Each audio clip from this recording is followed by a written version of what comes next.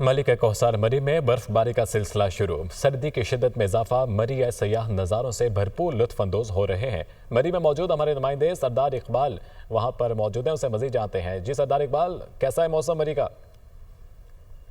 ملکہ کوثر مری میں برفباری کا جو سلسلہ شروع ہوا تھا وہ تاحال جاری ہے۔ ملکہ کوثر مری اور گرد نواح میں اس وقت تک تقریباً 4 انچ کے قریب برف پڑ چکی ہے۔